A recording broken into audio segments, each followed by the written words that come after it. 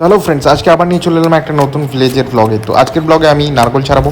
তো নারকোল ছাড়ানোর জন্য এই যন্ত্রটা আমরা ব্যবহার করে থাকি। এই যন্ত্রতে খুব সহজেই সাঁড়াশির মতো দেখতে হয় এবং এই যন্ত্রের সাহায্যে খুব সহজেই আমরা নারকোল ছাড়াতে পারি। এবং যেটা কাটারি বা অন্যান্য যন্ত্রের সাহায্যে খুব সময় লাগতো এবং হাতেরও লাগে, কিন্তু এই যন্ত্রের সাহায্যে খুব তাড়াতাড়ি হয়ে যায়।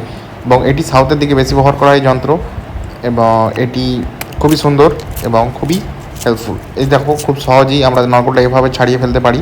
এবং নারকেল ছাড়ানোর পরে এবার আমরা নারকেলটা ভাঙবো। 3টে নারকেল ছাড়লাম টোটাল, এবং নারকেলটা ভাঙবো। ভিতরে অনেকটা জল আছে, জলটা খাবো নারকেলের জল, কারণ নারকেলের জল খুবই উপকারী শরীরের জন্য। তো নারকেলের জলটা এভাবে বার করলাম আমরা, এবং ভিতরটা দেখলাম কেমন আছে। পুরো ভিতরটা পুরো ধপধপে সাদা এবং শাঁসটা অনেকটা মোটা।